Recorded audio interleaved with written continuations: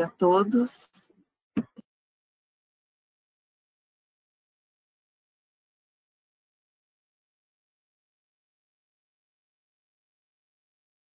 Alô? Bom, então bom dia a todos, bem-vindos ao seminário. Hoje nós vamos falar sobre atividade de água na preservação de alimentos. A preservação passa pela produção, primeiro a produção dos alimentos, e na produção a gente tem visto muito se comentar sobre perdas e desperdícios de alimentos. Nós sabemos que precisamos aumentar a produção de alimentos em até 60% até 2050 para suprir a demanda de alimentos necessárias para o mundo, pela crescente população. E produzir mais alimentos significa aplicar mais os conhecimentos científicos, ter mais tecnologia para poder ampliar a oferta de alimentos, principalmente com menor impacto ambiental. Então, nós temos que aumentar a produção, diminuindo o impacto ambiental.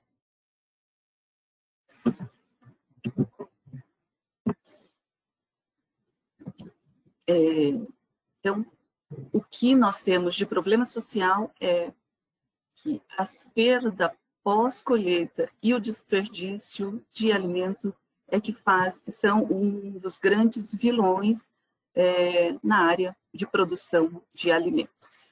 E que essa redução do desperdício pode ser, tanto de perda quanto de desperdício, é um grande fator para nós melhorarmos a produção de alimentos, para acabar com a fome e alcançar segurança alimentar e melhoria na nutrição e promover uma agricultura sustentável. Isso foi tirado do site da Embrapa, no tema Perdas e Desperdícios de Alimentos. Qual a diferença entre perda e desperdícios? Existem vários sites, todos eles têm padronizado essa definição de perdas e desperdício de alimento. Esta minha definição eu tirei deste site croplifebrasil.org. Então, perda de alimento é você perder qualquer alimento comestível que não chegou até a mesa do consumidor, durante a cadeia produtiva. Ou seja, culturas que foram deixadas no campo, a colheita não foi bem feita, ou por problemas climáticos, ou por problemas mecânicos, por demanda humana, mas são culturas deixadas no campo.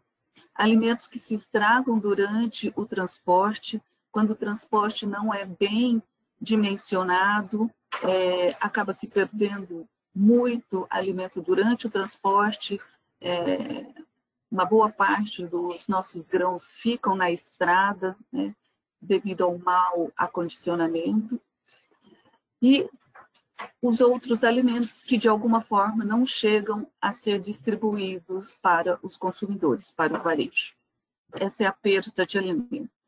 O desperdício de alimentos é uma parte que nós podemos contribuir no dia a dia, que é você não desperdiçar realmente, não descartar o alimento, ou não fazer o alimento além do necessário, não descartar atoamente o alimento, ou aquele produto que tem uma aparência feia e é deixado de lado pelo consumidor somente pela aparência, mas ele está nutritivamente bom, com boa qualidade, e somente a aparência que não é bonita. Então, quando eu estava pesquisando, vi que em Portugal eles estão fazendo até uma feira que chama Feira do Produto Feio, que são os produtos, os legumes, os vegetais que não têm boa aparência, mas que são bons, e o consumidor não quer num supermercado, numa empresa de numa empresa grande, e eles estão fazendo uma feira chamada Feira Feia, que é para o consumo destes produtos, né, para não ocorrer o desperdício e a perda. Este foi um dado tirado de um trabalho da USP, em que a FAO, em 2013, apontou que 1,3 bilhão de toneladas de alimentos é jogado fora por ano no mundo.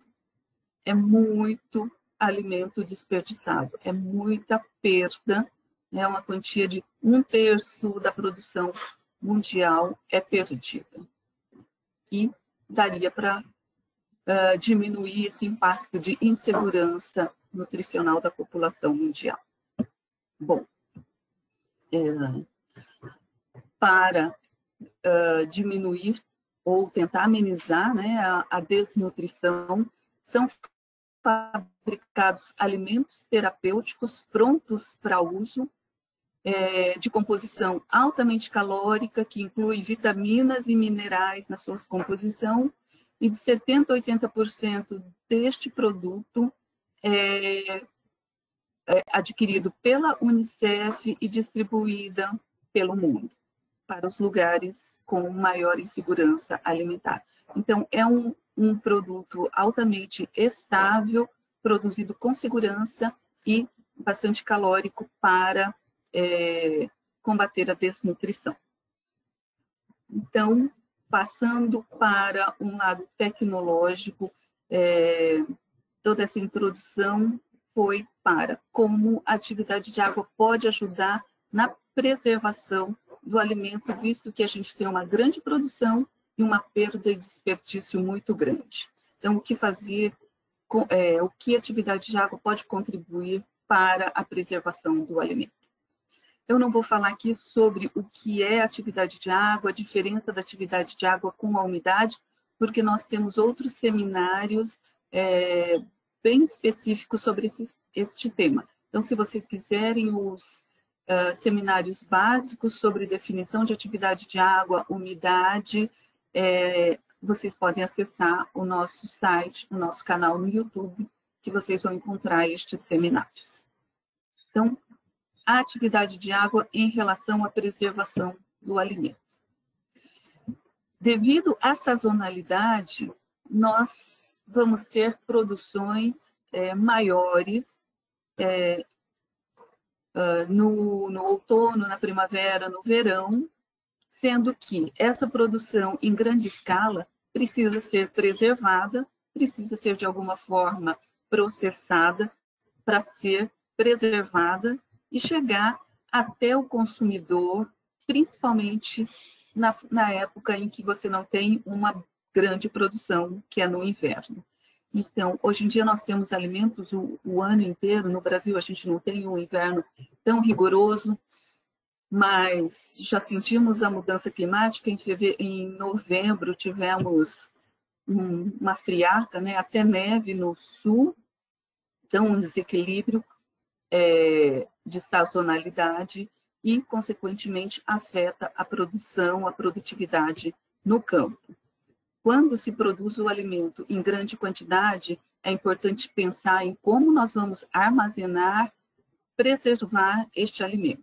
O alimento, em geral, é industrializado para poder ser preservado. Nós sabemos que todo tipo de preservação, desde a mais caseira e antiga até as mais tecnológicas, elas passam pela redução ou imobilização da água. A salga, a conserva que se faz, a cristalização, a desidratação, o congelamento, todos eles trabalham com a água. De alguma forma, você vai reduzir ou imobilizar a água para que se preserve o alimento.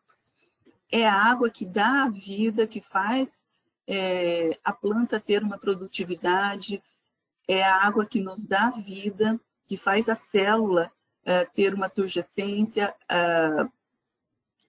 e também é a água que causa a senescência. Então, e é a água também que dá vida aos micro-organismos e às reações químicas. Então, você reduzir ou imobilizar a água você preserva o alimento.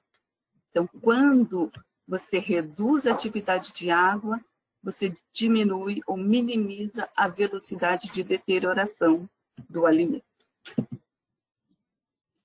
Qual é o papel da água, qual a importância da água no alimento que vai ser processado? Eu preciso saber quanta água está presente no meu produto, né? E que impacto essa água tem na estabilidade, segurança e percepção sensorial do meu produto. É diferente um morango fresco de um morango desidratado, um morango em passa? É muito diferente o sabor, o frescor. Mas um morango fresco dura poucos dias e um morango desidratado, um morango em passa, dura meses. Então, você reduzir a água, você traz uma estabilidade segura para o seu produto.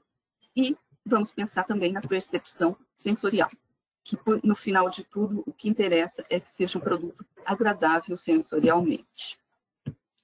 A água, então, é a que afeta a crocância.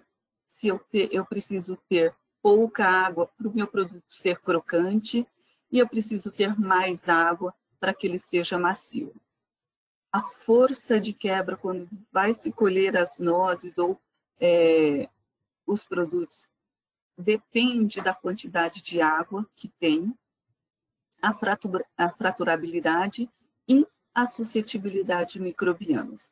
Produtos secos são muito menos suscetíveis ao desenvolvimento microbiano do que os produtos de alta atividade de água.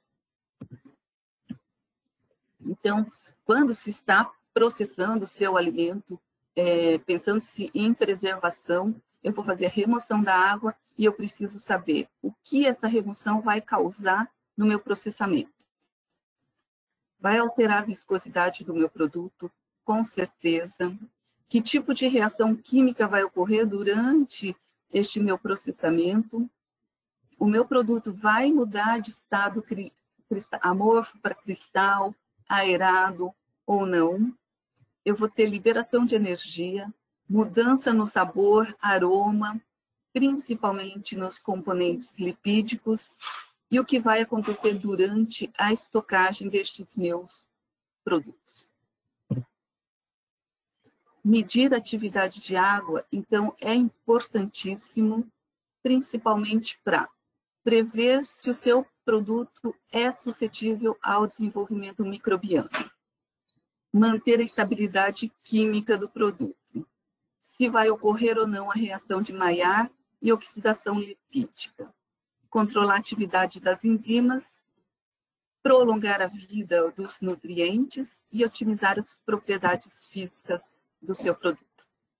Então, em teoria, a estabilidade do produto seria assim, ótima se você conseguisse produzir o seu produto com atividade de água na monocamada.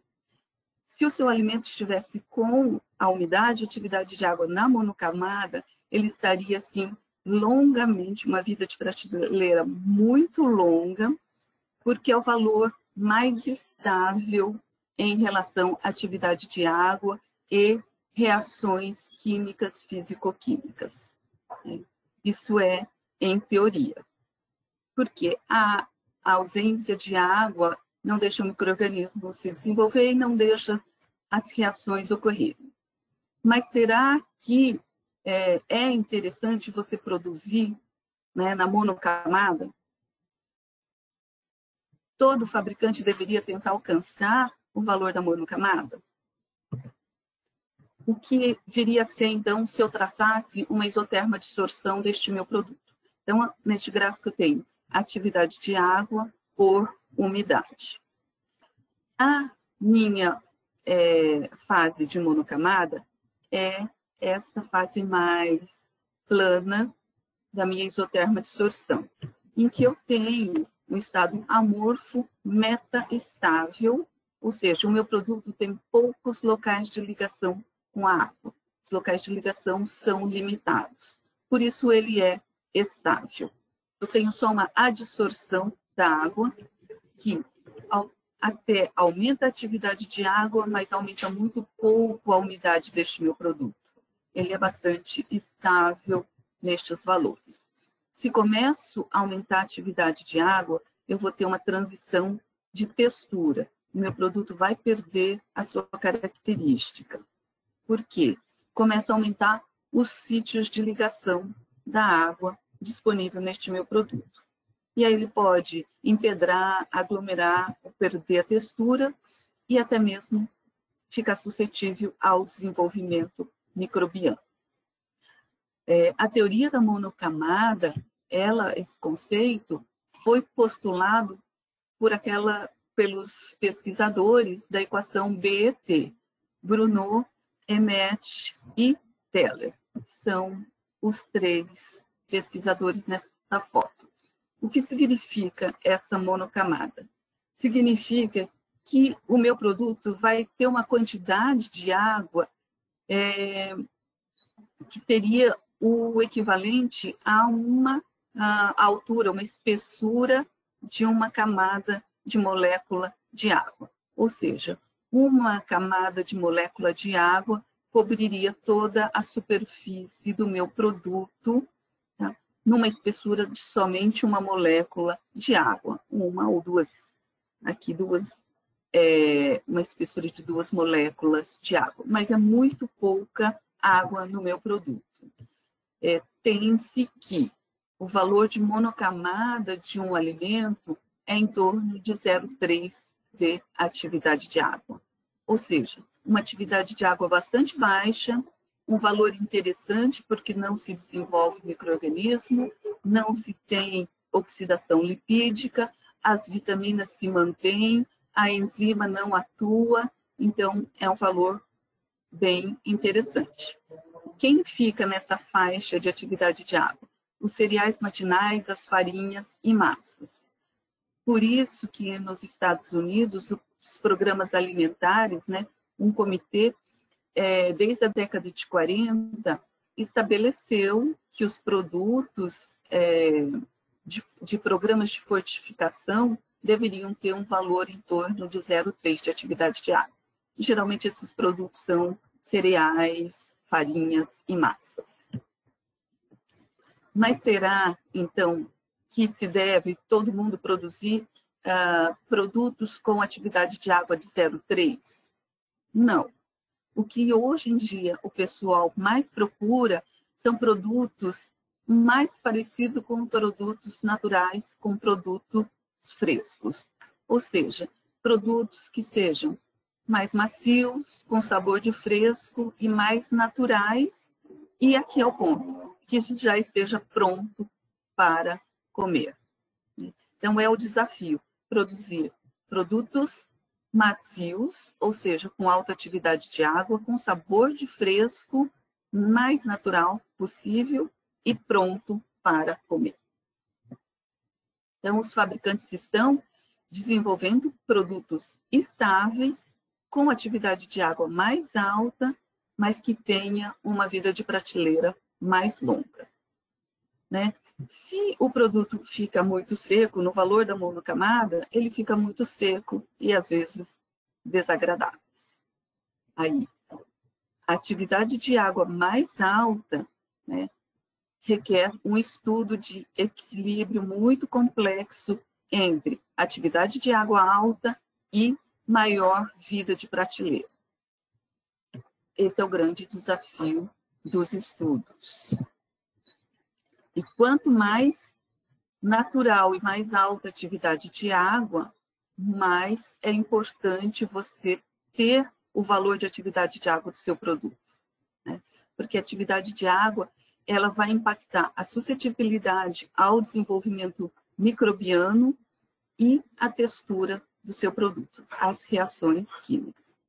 Se você tem o seu produto com combinações de ingredientes, produtos que tenham 2 camadas, 3 camadas, é importante você saber a atividade de água de todas essas camadas, porque a água vai migrar de uma camada para outra, de um componente para outro. E importante você saber a atividade de água para você manter o seu produto estável e ter uma vida de prateleira mais longa. Eu vou comentar, este é um videozinho bem rapidinho, uma animação, em que se eu quero produzir um snack ou um produto que tenha grãos, multigrãos e castanhas, amêndoas, amendoim. Se eu colocar, por exemplo, o meu grão, que tem a umidade inicial de 3 e atividade de água de 0,27, junto com uma amêndoa, que tem a umidade inicial de 3 e atividade de água inicial de 0,47, o que vai acontecer com estes dois produtos juntos em uma embalagem selada? Por mais que a umidade dos dois seja igual, 3%, a atividade de água é diferente. E o que migra é a atividade de água. Então, independente, cada um tem 3% de umidade, atividade de água 0,27 dos meus grãos, dos meus cereais, e da amêndoa 0,47. Se eles estiverem junto em uma embalagem selada, a amêndoa vai ceder água para o grão. E no final nós vamos ter a umidade do grão em 3,6 e da amêndoa em 2,3. E a atividade de água dos dois equilibrado a 0,47. Acontece que um grão com atividade de água de 0,42, ele não é mais crocante, ele é xoxo. E a amêndoa com 0,42 de atividade de água, ela já não vai estar, ela vai estar dura, mais difícil de você quebrar. A umidade, então, do grão 0,36, né, ele ficando xoxo, a umidade 2,3, a amêndoa ficando dura. Para colocar estes dois produtos juntos, é importante estudar e achar a atividade de água ideal dos dois, para que o grão continue tendo a sua crocância, a amêndoa sendo mastigável, e não um ceda água para o outro e entre em equilíbrio num valor de atividade de água não ideal para eles. Em relação à proliferação microbiana, nós temos que, em um ambiente de condição ideal de temperatura, pH, aeração, oxigenação, potencial de óxido-redução, nutrientes, o micro-organismo vai ter uma pequena fase de latência, uma fase exponencial, bastante importante, até atingir a fase estacionária e depois a morte. Se você coloca os micro-organismos em um ambiente com atividade de água reduzida, todos os outros parâmetros ideais, nutrientes, oxigenação ou não, temperatura, somente atividade de água reduzida. O que vai acontecer com este micro-organismo? Se a atividade de água estiver reduzida, ele pode ficar numa fase de latência por um longo período e não se reproduzir. Se a atividade de água melhorar um pouco, o micro-organismo pode começar a se proliferar. Só que não é exponencialmente, né? Eu vou ter uma menor reprodução e no final vou ter um número reduzido de micro-organismos. A atividade de água não é bactericida, não é fungicida, ela mantém o micro-organismo na fase de latência. Uma longa fase de latência pode fazer com que o micro-organismo perda seu poder de germinação, de proliferação? Sim. Então, uma longa latência pode acabar matando o meu micro-organismo, mas, em princípio, a atividade de água ela não permite que ele se prolifere. Existem inúmeras tabelas, isso já é bastante estudado, do valor limite de desenvolvimento do micro-organismo. Por exemplo, as bactérias gram-negativas têm o limite de desenvolvimento em 0,91. A gram-positiva em 0,86. Esse 0,86 é por causa das bactérias halofílicas, principalmente estáfilo e víbrio, que consegue se desenvolver numa atividade de água mais baixa. Mas o limite geral das bactérias é de 0,90. 0,70 é o limite na prática, tá? Os micro-organismos já passam a ter dificuldade para se desenvolver abaixo de 0,70. Por isso, 0,70 é um número bastante interessante de limite de atividade de água. Abaixo de 0,70, as exceções das leveduras osmofílicas e bolores xerofílicos que vão conseguir se desenvolver. Mas a grande maioria dos micro-organismos já não se desenvolve. Tá? E aí foi-se determinado que o limite absoluto para o desenvolvimento de micro-organismo é de 0,6. Então, eu coloquei limite prático aqui, é porque abaixo de 0,70 já é mais difícil de haver proliferação microbiana. Aqui é só para mostrar que existem inúmeras tabelas, já é bastante estudado os valores de atividade de água limite, quais os tipos de micro-organismos que se desenvolvem e os exemplos de alimentos na faixa dessa atividade de água. Por exemplo, entre 0,50 e 0,40 de atividade de água, não tem desenvolvimento microbiano, não tem proliferação. E como exemplo, nós temos ovo em pó, farinhas, trigo. Então, a parte microbiológica já é bastante bem definida em relação à atividade de água. Este gráfico ele é bastante utilizado, foi apresentado pelo Dr. Teodoro Labuza num relatório para a NASA na década de 70, quando ele estudou as rações para os astronautas levarem para a Lua. Então, aqui nós temos atividade de água e umidade ou a velocidade das reações. Nos próximos slides eu vou falar de algumas dessas reações, mas, por exemplo, atividade enzimática, a enzima, para ela atuar, precisa de uma alta atividade de água. Essa é a curva da atividade enzimática. Se eu quero, por exemplo, que a lactase, eu tenho intolerância à lactose, ou eu vou produzir um leite sem lactose, o que eu vou adicionar lactase no meu produto, o que eu preciso? De uma alta atividade de água para essa minha enzima atuar. Se eu quero produzir xarope de glucose, eu tenho amido, vou colocar milase, eu preciso de uma alta atividade de água para a enzima atuar. Agora não, se eu quero inibir a minha enzima, não quero que ela cause oxidação, não quero que ela cause nenhuma hidrólise, eu tenho que manter a atividade de água baixa. Oxidação lipídica. Suponhamos que se teve uma super safra de abacate. O que fazer com o abacate para não se perder, para não haver desperdício, para não haver perda? Eu posso desidratar o meu abacate e fazer um produto com ele processado? Posso. O que eu tenho que lembrar? Que o abacate possui uma grande quantidade de lipídio e ao fazer qualquer processamento, eu posso causar uma oxidação lipídica. Para ocorrer a oxidação lipídica, bom, primeiro eu preciso ter lipídio, preciso ter luz, oxigênio, temperatura e presença ou não de água. Então, a atividade de água importa muito.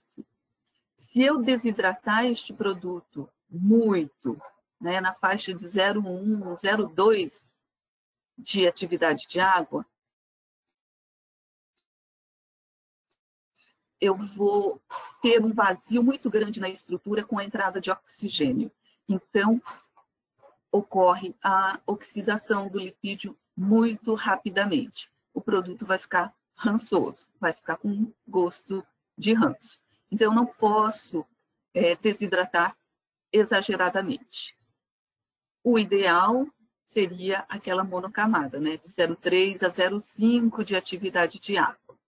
Se começa a aumentar a atividade de água, eu já começo a ter ação das enzimas, os catalisadores da oxidação, os metais que catalisam a oxidação lipídica, começam a se desenvolver e começam a atuar. E aí volto a ter a oxidação lipídica, né?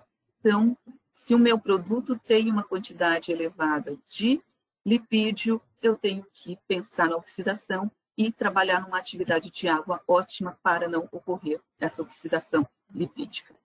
Okay? E se eu for adicionar um ingrediente, um nutriente ou um princípio funcional, fazer um alimento funcional, vou colocar um ingrediente funcional no meu produto.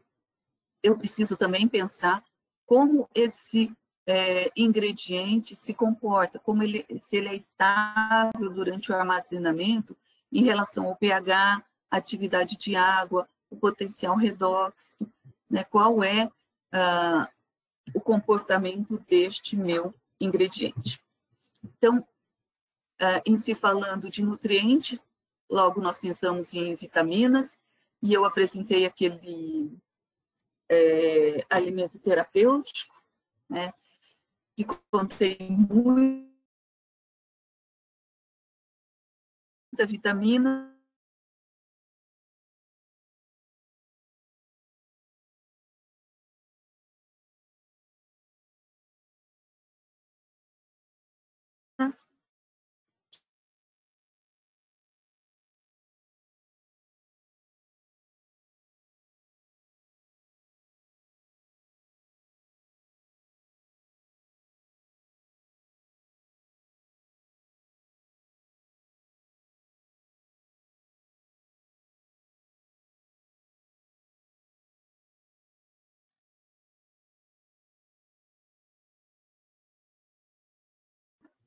nós temos que, se a 0,32 tem uma preservação bem grande do ácido ascórbico, a velocidade de degradação é baixa, né? Aqui eu tenho horas por fração de ácido ascórbico. Já se a atividade de água aumentar, e 0,84 nem é uma atividade de água alta, olha, eu tenho uma degradação em poucas horas. Tem outros estudos também aqui de 2 indianos em relação à concentração de vitamina C em suco natural de laranja, né? Tomando-se todos os cuidados de luz, de embalagem, de oxigenação, em 4 semanas houve já a degradação completa da vitamina C. Então, mesmo sendo vitaminas lipossolúveis, não só as hidrossolúveis, mas as vitaminas lipossolúveis também têm este comportamento. Quanto maior a atividade de água, maior a velocidade de degradação. Atividades de águas mais baixas, menor a velocidade de degradação. E neste gráfico, nessa tabela, ainda nós temos em função da temperatura.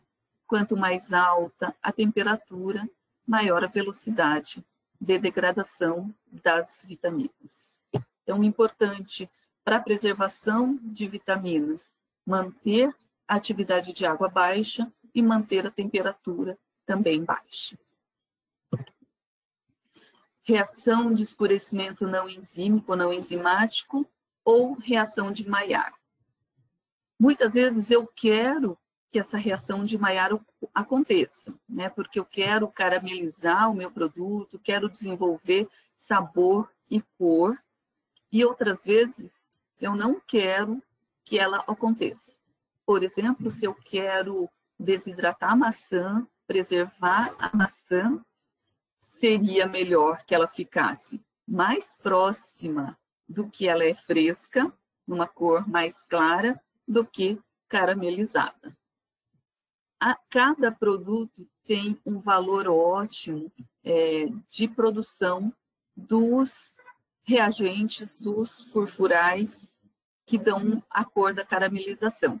Então, você precisa saber qual é o valor ideal de atividade de água do seu produto para desenvolver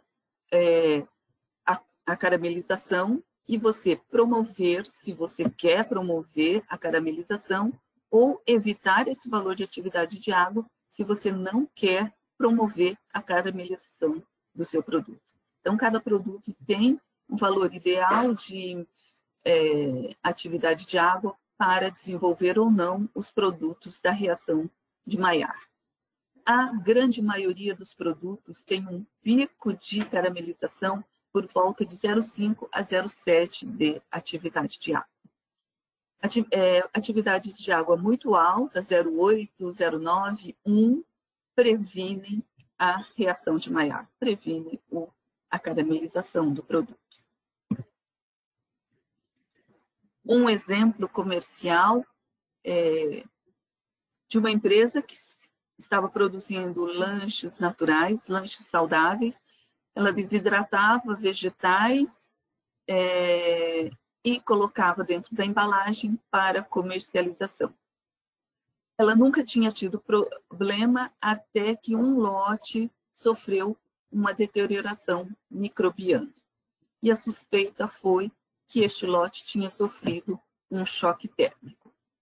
Foi traçada a isoterma de absorção deste produto e o que se descobriu é que, em temperaturas de 25 graus Celsius, ela estava com atividade de água de 0,65, bastante estável. Se atingisse qualquer valor acima de 0,35 de atividade de água, a 35 graus Celsius, a atividade de água excedia a 0,7 e já propiciava o desenvolvimento microbiano. E o que aconteceu foi que este produto, numa embalagem muito boa, numa atividade de água muito boa, a 25 graus Celsius, era transportado em caminhões não refrigerados e esse caminhão ficou no sol. A temperatura dentro dessa embalagem atingiu mais do que 35 graus Celsius e a atividade de água ficou maior do que 0,7 e propiciou o desenvolvimento microbiano. O que a empresa fez foi mudar a forma de transporte para evitar o recall, e esse recall custou para ela mais de $500 mil, só pelo fato de um lote ter ficado ao sol em temperatura acima de 35 graus Celsius. Então, o que eu deixo de recomendação para vocês que estão produzindo, estão desenvolvendo o produto, é que pelo menos uma vez trace a isoterma de absorção do seu produto para saber qual é o comportamento dele. Aqui eu tenho, então, uma isoterma de absorção de um produto, atividade de água no eixo do X, umidade no eixo do Y e a curva de isoterma de absorção. O que a gente pode concluir dessa isoterma de absorção, deste comportamento do produto? Que esse meu produto deve ser comercializado, deve ser fabricado com atividade de água entre 0,55 e 0,63. É ideal para qualidade, segurança, rendimento e receita. Qualquer valor de atividade de água abaixo de 0,55, eu tenho uma perda da qualidade deste meu produto. Se o meu produto estiver acima de 0,63, eu tenho uma perda de segurança. Este meu produto começa a perder a textura, começa a ser suscetível ao desenvolvimento microbiano. A faixa de umidade ideal deste meu produto, essa faixa aqui, é de 10 a 12% de umidade. Atividade de água de 0,55 a 0,63 e umidade de 10 a 12%. Se for abaixo de 10%, eu tenho uma perda de rendimento de receita. Todo produto é vendido por peso. E quanto mais água eu conseguir colocar no meu produto, maior o rendimento. Eu posso colocar quanta água eu quiser no meu produto para ele ganhar peso? Não, tem um ideal. E o ideal é a segurança do meu produto. Então, o ideal de segurança deste produto é entre 10% e 12%. Se eu produzir com uma umidade muito abaixo de 10%, eu vou ter um produto mais seguro? Sim, mas eu vou estar perdendo em receita deste meu produto. Ele vai ficar muito mais caro, tanto pelo tempo, pela energia gasta para secar mais, e ele vai render menos. Então, pelo menos uma vez, tracem a isoterma dissorção do seu produto para conseguir enxergar qual é o ideal de atividade de água, quais são os limites de qualidade e segurança e principalmente de rendimento, receita do seu produto. Okay? Fica aqui as referências bibliográficas utilizadas para preparar os seminários. Os sites que eu consultei estão em cada slide apresentado. Eu termino aqui a minha apresentação e eu fico aberta para as perguntas.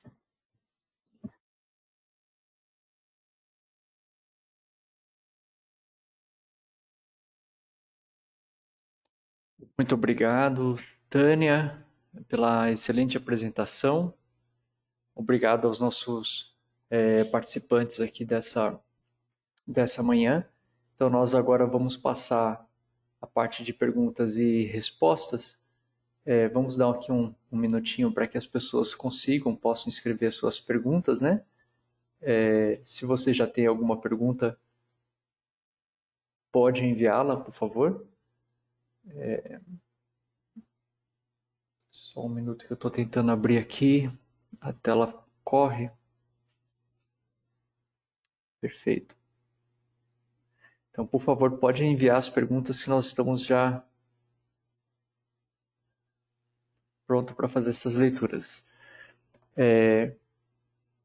A primeira pergunta é da participante Tainá. E ela pergunta o seguinte, Tânia: o gráfico da isoterma serve para qualquer tipo de alimentos ou é um exemplo para um item específico? Participante Tainá.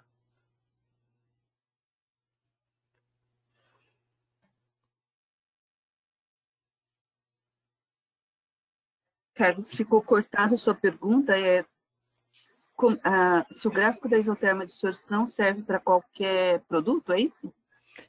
Isso, se o gráfico da isoterma serve para qualquer tipo de alimento, no caso, ou é um exemplo para um item específico que você mostrou? O gráfico é específico para um produto, cada produto tem a sua isoterma própria, por isso é importante que pelo menos uma vez você trace a isoterma dissorção do seu produto para saber qual é o comportamento dele. O gráfico que eu apresentei, ele é geral. Deixa eu voltar nele aqui. Ele é um gráfico geral de um produto, não é um gráfico geral, é de um produto em específico. Cada produto tem a sua isoterma própria, porque difere a sua composição, difere sua quantidade de produtos hidrossolúveis, lipossolúveis, presença ou não de umectante, antiumectantes. Então, cada produto vai ter a sua isoterma própria. Então, é importante que cada um trace a isoterma do seu produto para saber qual é o comportamento, qual é o ideal. Excelente. Muito obrigado, Tainá, pela sua participação. A próxima pergunta, a próxima pergunta, Tânia, é da participante Jaqueline. E ela pergunta o seguinte: bom dia, Tânia. Poderia detalhar como podemos realizar a isoterma dissorção e quantas amostras são adequadas? Jaqueline.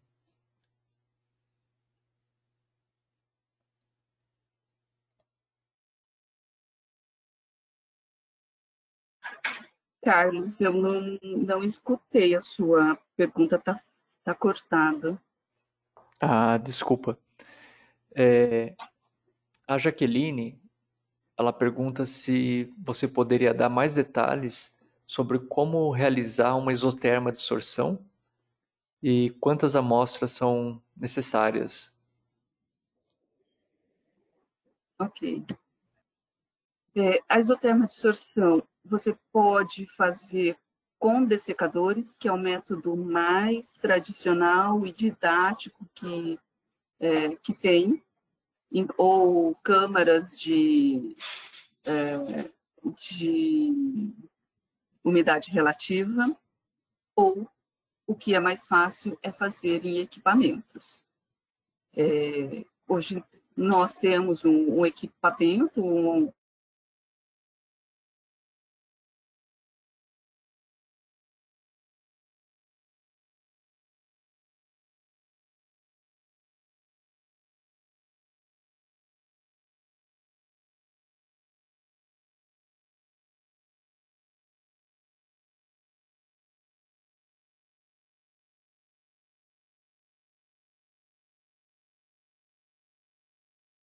alô, está saindo? Desculpa.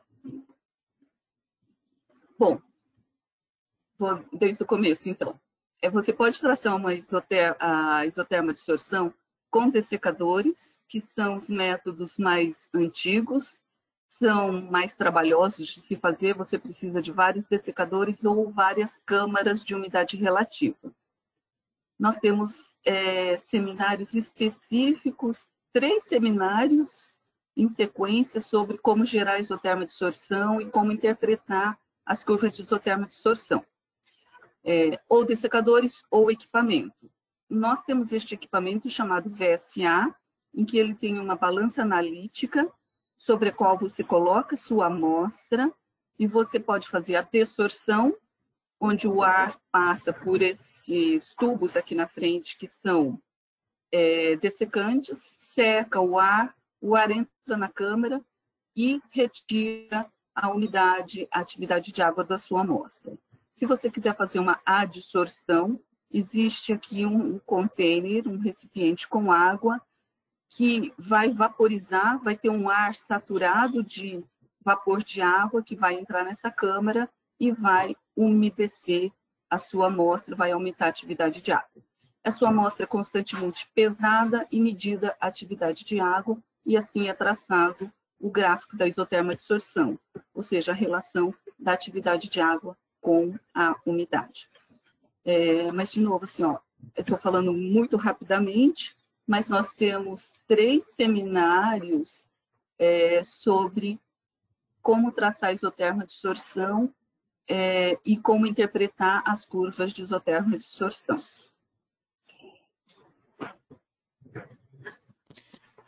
Muito obrigado, Tânia. Obrigado, Jaqueline, pela sua participação. A próxima pergunta é do participante Igor, e ele pergunta o seguinte: Tânia, a atividade de água reduzida pode causar muita perda nutricional ao alimento? Igor. Igor, na verdade, não depende da atividade de água. Depende de como você vai fazer a redução da atividade de água. Se você for fazer por temperatura, qual é a temperatura que vai causar, a temperatura que vai causar ou não o dano no seu nutriente. Remover a água em si não altera, não tem uma perda nutricional, ok? E sim, ela vai ocorrer por outros motivos. De repente, o seu produto é sensível à luz e você está na presença de luz, isso vai fazer a perda nutricional do seu produto, e não a atividade de água em si. Ok?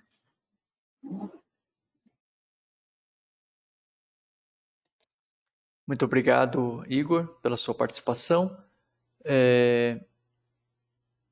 Vamos aqui para o próximo slide, perdão, próxima pergunta. A pergunta do participante Fabrício, Tânia.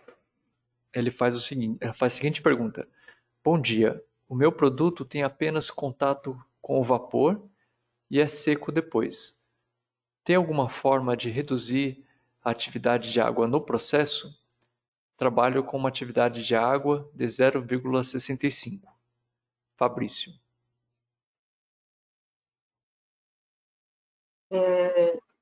Fabrício, 0,65 é microbiologicamente um bom valor. Você tinha que ver assim, ó, você quer diminuir esse valor de atividade de água por quê? Né? O que você quer evitar diminuindo a atividade de água? Se for microbiologicamente, eu acho que nem tem tanta necessidade assim. Precisava entender um pouquinho mais do seu processo, esse contato com o vapor, se ele passa numa extrusora e o contato do vapor é nessa extrusora e depois numa secagem, e aí diminui a atividade de água, mas, em princípio, primeiro saber, é importante baixar esse valor da atividade de água para menos ou não? Tá? Dependendo do produto, não precisa, ou dependendo sim, vamos baixar mais. 0,65, se você está procurando um produto crocante, 0,65 não é um produto crocante. Para ele ser crocante tem que estar abaixo de 0,4. Então, precisaria saber o motivo de se querer baixar mais essa atividade de água. Muito bem. Fabrício, obrigado pela sua participação. A próxima pergunta é do Ricardo, e ele pergunta o seguinte. Tânia, eu tenho uma dúvida em relação ao último slide. Eu não tenho certeza, Tânia, qual o último slide ele se refere, mas ele coloca que foi exemplificado com a faixa de 0,55 e 0,65 como a faixa ideal naquele caso. Fiquei em dúvida de como definir qual o limite inferior que influencia na receita e rendimento e no limite superior que influencia na segurança. Pergunta do Ricardo. Acho que é esse aí. Ricardo, eu coloquei essa curva aqui, mas a gente faz um tratamento de dados. Nós traçamos uma segunda derivada para encontrar os picos de atividade de água crítica, de dissolução do produto. Tá? Não é simplesmente só traçar essa curva de isotermodissorção, mas existe todo um estudo por trás desse gráfico, principalmente traçando a segunda derivada e encontrando os pontos críticos deste produto. Vou falar novamente. O último seminário que eu apresentei foi exatamente de interpretação das curvas de isotermodissorção. Nesse seminário eu explico bem, você traça a curva, você faz uma segunda derivada, encontra os picos de atividade de água crítica, o pico de dissolução do produto, de empedramento, e assim você determina qual é o valor ideal de produção do produto. Ok? Excelente pergunta. Se me permite acrescentar aqui, Tânia, como tem surgido várias perguntas sobre a isoterma, quando os participantes entrarem no nosso website metergroup.com.br, tem uma área de seminários, onde você vai encontrar uma cópia do seminário de hoje, o PDF, a apresentação, também o link para o YouTube, e nós vamos postar lá também os seminários com os fundamentos de isotermodissorção e aplicação de isotermodissorção, que são esses seminários que a Tânia está se referindo. Então vai ficar tudo em um lugar só, mais fácil para os participantes se encontrarem. A próxima pergunta da participante Joana, ela pergunta o seguinte: o gráfico de isoterma teria uma correlação com a análise de shelf life, Joana? Sim, você só consegue determinar a vida de... primeiro assim, vida de prateleira é um estudo de vários parâmetros do seu produto. Vai determinar o fim da vida de prateleira aquele parâmetro primeiro que fizer a diferença na qualidade do seu produto. Se, por exemplo, o seu produto, antes de perder sabor, de perder textura, perde a cor, e a cor é importante, então vai ser a cor que vai determinar o fim de vida de prateleira do seu produto, ok? Mas todo estudo de vida de prateleira, você faz uma curva de isoterma-adsorção para avaliar a vida de prateleira do seu produto dentro das condições do tipo de embalagem, temperatura e umidade relativa do ambiente em que vai ficar estocado, o tamanho e o peso de cada embalagem sua, de cada produto seu. E aí você tem que achar a atividade de água crítica do seu produto através da isoterma-adsorção para fazer o cálculo de vida de prateleira, levando em conta, então, as condições em que seu produto vai ficar armazenado, temperatura, umidade relativa e condições da embalagem. Então, vida de prateleira é um estudo complexo, você vai ver pH, cor, o sensorial, se for um produto viscoso, a viscosidade e a atividade de água crítica, principalmente em relação às condições de armazenamento e embalagem deste seu produto. Então, sim, o estudo da vida de prateleira passa por se traçar uma isoterma-adsorção e se verificar qual é a atividade de água crítica e as condições de armazenamento deste seu produto.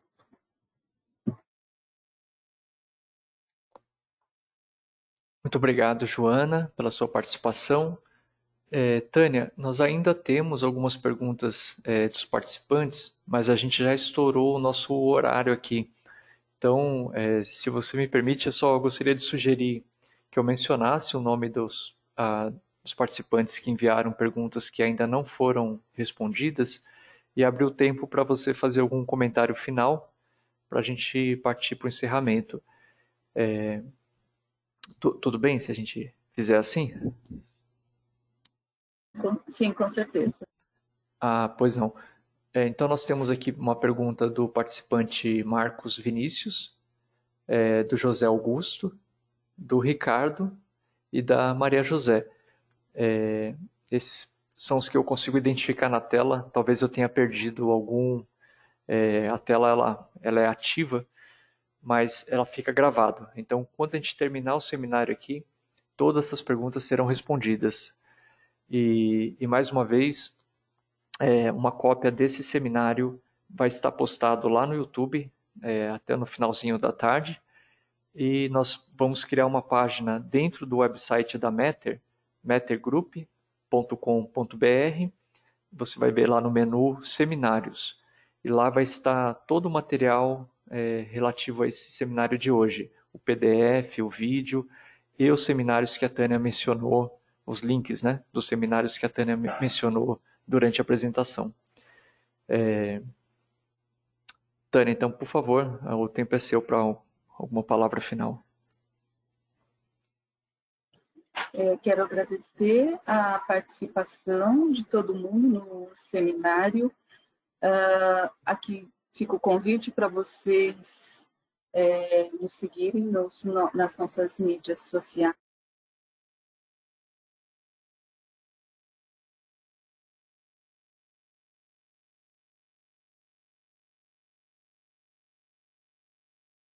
Aqui o meu e-mail, se vocês quiserem mandar alguma questão, uma pergunta diretamente para mim, eu vou responder com o maior prazer. E agradeço bastante a participação de todo mundo no seminário. e um bom dia para todo mundo. Muito obrigado a todos. Obrigado, Tânia, pela excelente apresentação. E com isso nós encerramos o seminário de hoje. Obrigado.